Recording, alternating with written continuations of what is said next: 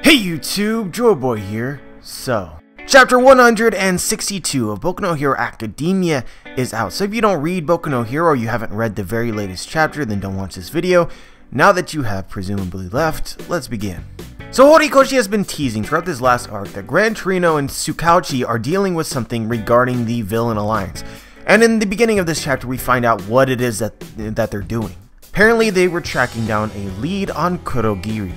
Oh boy, it would be very fortunate if Black Mist or Kurogiri actually went down and got captured here, but of course that is not the case. And it seems as though he got saved at the last minute by this huge guy named Giganto Machia. We're just gonna call him Giganto, but apparently he is one for All's most faithful servants. Somebody that All for One was cultivating perhaps in a similar manner to Shigaraki. And he's actually somebody that we have seen before back in chapter 144 in Kirishima's flashback. And so first off, I really love his character quirk. Quirk not as in his like powers, but quirk as in, you know, unique aspects of his character. He wears a radio around his neck. This was the case back in the flashback with Kirishima, the same again here, and I just find it really, it's just really interesting. I wonder what would drive a man to carry a radio around with him wherever he goes. But although we don't see much of what he does in this last chapter, aside from the fact that, you know, he's associated with All for One, which was kind of teased when we saw him before, basically what you need to know about this guy is he is huge. He is stupidly strong and actually stupid. So his whole story from chapter 144 is that All for One told him to find the hero offices of this guy named Springer. So what does he do? He casually walks up and asks people, where is these offices? And of course they don't answer him. He then decides to throw a little rage fit when Ashido comes in to save the day to basically convince him where these offices are, even though she has no idea. She basically just said something random and he was like, oh, thank you, I appreciate the help. So yeah, for sure this guy is next level stupid, but oftentimes in stories when you have characters that are this dumb, typically speaking, they're going to be that much stronger because of it. So I have no doubt that this guy, if you actually have to fight him, is a force. And also, just as a fun fact, we first saw this guy all the way back in chapter 57, so I have no doubt that this dude will become important. But yeah, let's actually get into the meat of this chapter. Was essentially a conversation held between Deku and Mirio. And so yeah guys, we pretty much called the shit out of this like 10 chapters ago. I think it was chapter 152 when I talked about it. But yeah, Deku, having doubts, wanted to give his quirk to Mirio. But of course Mirio said no. The more obvious setup that could possibly give Mirio powers is if Deku is in a way guilty about what has occurred and contemplates giving one for all to Mirio. I saw a couple people mention this in the comment section of my last video, and straight up I love the idea. Obviously Deku isn't going to give up one for all to Mirio. He is the hero of the story, he is narrating it, but at the same time I could see why he would be pressured into doing that, because Mirio is definitely a worthy successor. This internal struggle Deku may go through in the future has been highly set up, starting from the fact that Deku is questioning his own abilities to master the quirk, and there's so much pressure to do so.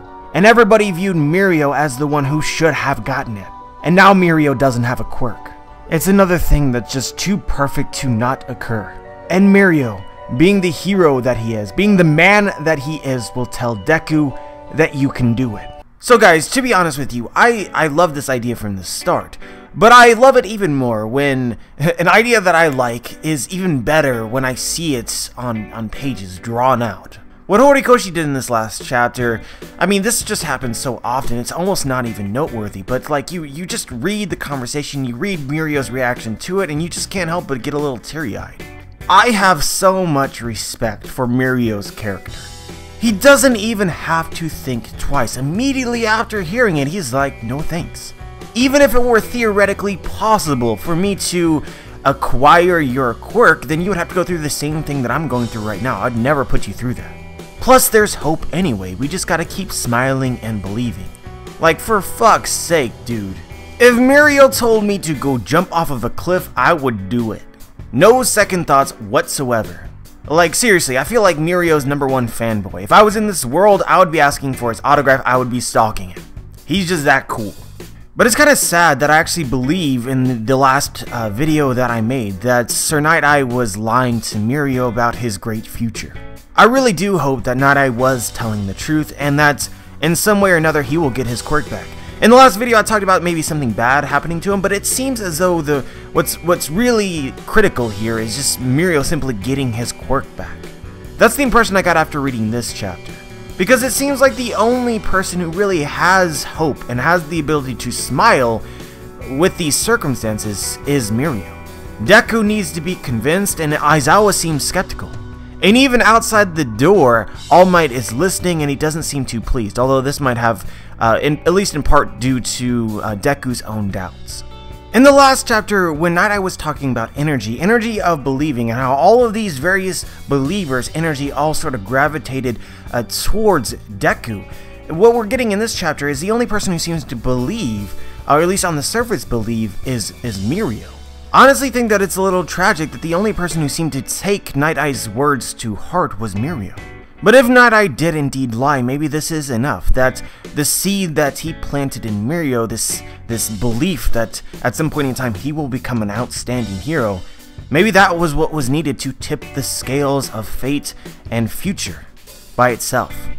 But yeah, there's really not much else to add here that hasn't been said before. Mirio is awesome and this scene was fantastic, and we ended the chapter with a little tease that Bakugo and Todoroki, who failed the provisional license exam, are soon probably going to acquire this so that they can also intern with a hero and legally use their quirk for hero activities. But with Horikoshi reminding of this in the last chapter, it brings up this question, which is pretty legitimate, which is that Deku was working under Sir Night-Eye's offices, but Sir Night-Eye is dead now. So we have to assume that he has to intern now with another hero, but who will it be? And so I want to clarify here that Horikoshi and Mirio in the story made an impression on Deku that it was very important to be part of an internship and how it is able to change you as a hero. So I think that Deku is going to prioritize joining a new office. And so the only real obvious answer here would be Gran Torino. But that doesn't seem overly likely to me, given that, you know, he's already interned with Gran Torino. He's learned what it is that he needs to from him. I wonder if the events in this arc in particular, what Deku was able to accomplish, and how the pro heroes are going to be talking about him because he was able to defeat Overhaul. I wonder if this was actually Deku's I am here moment, that he has really caught everyone's attention, and they will legit fight over his services to get him to join their hero offices. Maybe this is just a want and less likely, but I hope that it occurs. It seems reasonable to me. The dude 1v1'd Overhaul, obviously with a bit of help, but I think that the heroes will see his enormous potential, both as a person and given his quirk with his powers. And there might also be a sympathy vote as well, given that the person that he was interning under died. But yeah, that's all I really had to say for this chapter. Great chapter as per usual. Let me know what you think. Let me know if you noticed anything from the chapter that I may have skipped over or didn't talk about. Just let me know. Like the video if you liked the video, dislike the video if you disliked the video. Make sure to subscribe if you want to be notified for my future content. And as always guys, have a wonderful day.